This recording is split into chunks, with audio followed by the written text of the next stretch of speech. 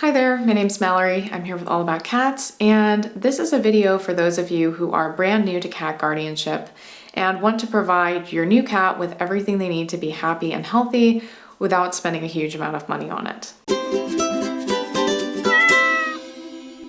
Remember that if you want a checklist to reference after you watch this video, we've created a cat essentials checklist, so you can see the link in the description to download that PDF. Additionally, in the description, you'll see links to all of the products I've mentioned here, so you can check them out and purchase them if you're interested through those links. The very first thing you're going to need to do when you bring this cat home is provide them with something to eat. I've recommended a lot of outstanding foods in my videos rounding up the best cat food, best wet cat food, best human grade cat food.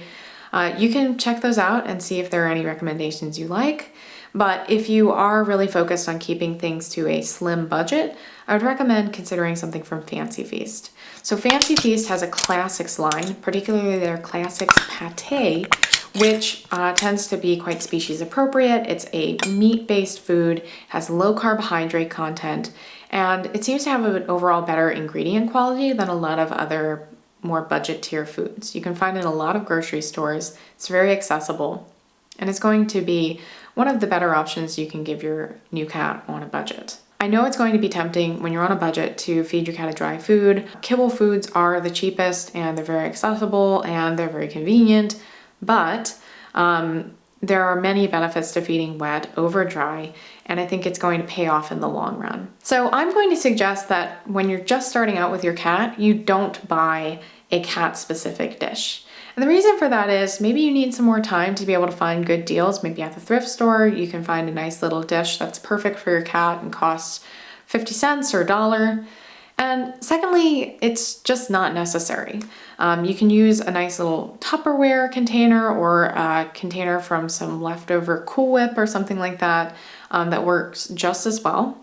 The only issue is that if it's made out of plastic, you can run into some issues with chin acne and bacterial growth. You're going to want to make sure you clean these really regularly in order to prevent that.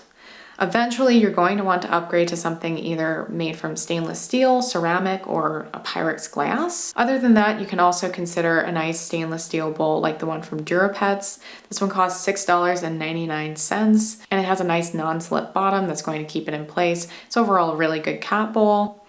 So if you get a set of those, one for food, one for water, that's going to add up to $13.98. So I would put your starting cost for a food and water bowl at up to $13.98.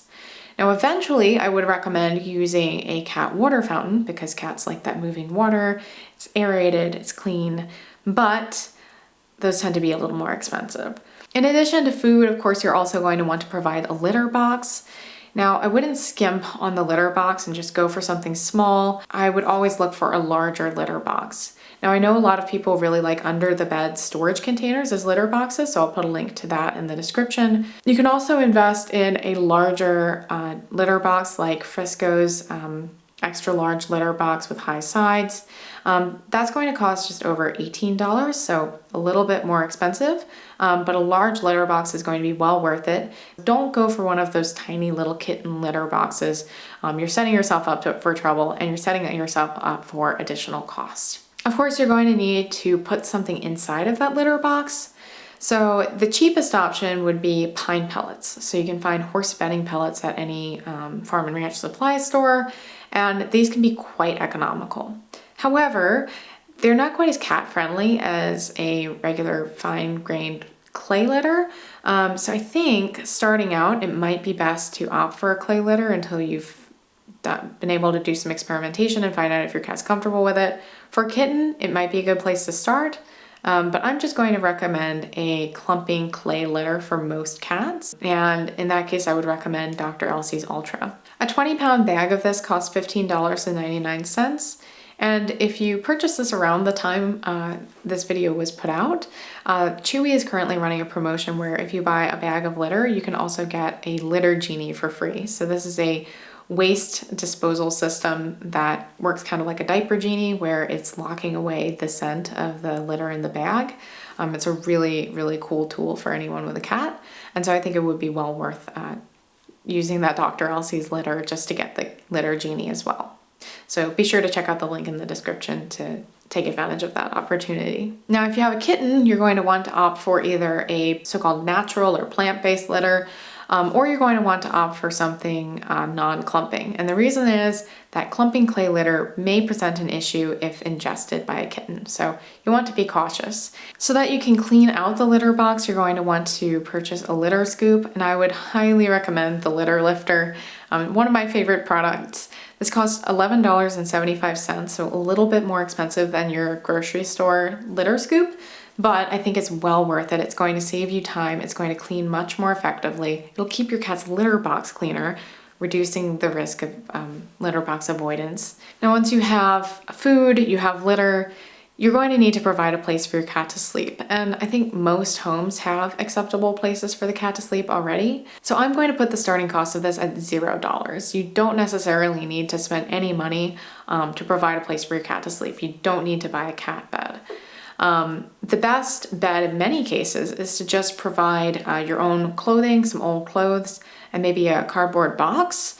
And this will provide a sense of familiarity with your scent and help your new cat to make a connection with that. Now, the one thing I would suggest is that if you live in a cold climate, you have a cold house, you might want to give your new cat the gift of a self-warming bed. So this has a reflective material on the inside that reflects your cat's body heat back to them, and it is so comfortable. I would recommend the K&H self-warming mat, and you can get it for $11.49.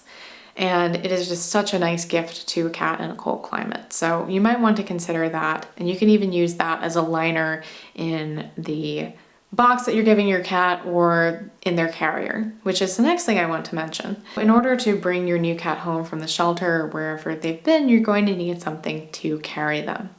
So you don't need anything really fancy. So I would recommend PetMate's Top Load Carrier, which is going to cost $39.95. So this is the most expensive product on this list, but I do think it's worth it to get a pretty good carrier with top entry. It's going to make it a lot easier to put your cat in. The next thing that you need to have in your home, if not as soon as the cat comes home, shortly thereafter, is a scratcher, a place for the cat to scratch.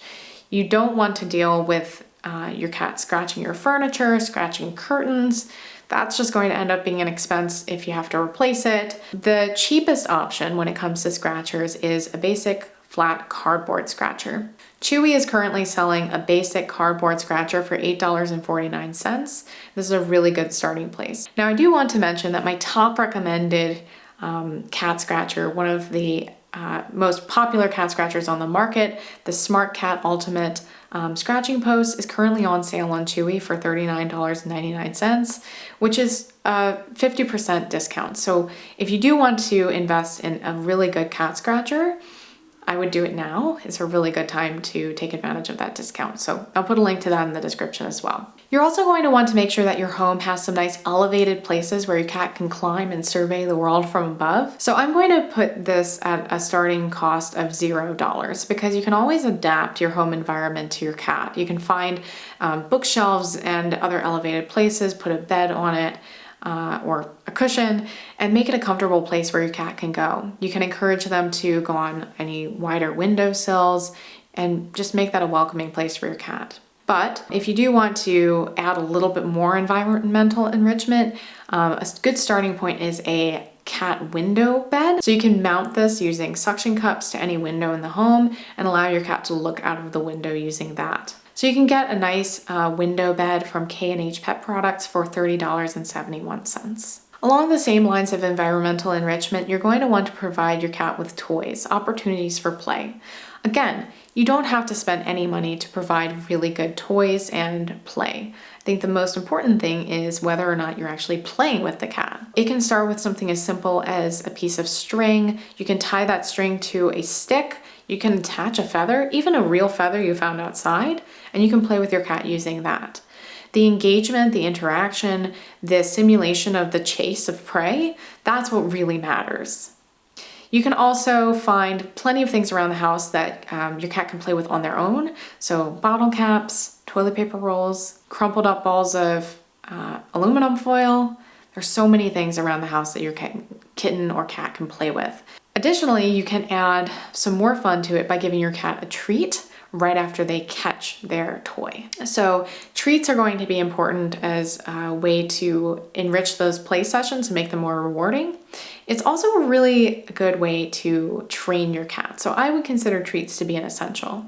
These also start at $0. Obviously you'll have to buy food, but you're not spending any extra money on your cat's treats. If you just feed your cat what would be considered table scraps. So plain unseasoned cooked chicken or any other meat is an excellent treat. You can share shrimp with your cat. You can share pieces of fish. If you do want to purchase a cat-specific treat, you might consider getting a bag of Bonito Flakes. A small bag of Bonito Flakes can cost about $8.49, but Bonito Flakes are incredibly light. A bag lasts for a really long time.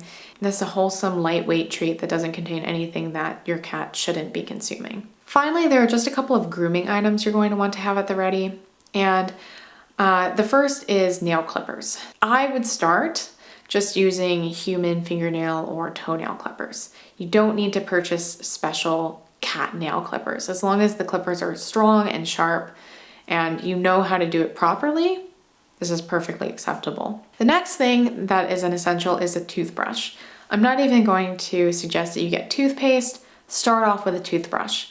In the same vein, you want to desensitize your cat to having their mouth handled, and you want to be able to stick a toothbrush in there. So I would recommend just getting a baby toothbrush. This might cost about $3.99, and you want to be able to put that into your cat's mouth. Simply using a toothbrush is enough to slough off some of the residue on your cat's teeth, and it can put them on the road to having good dental hygiene throughout their life. So that's it for my new cat essentials.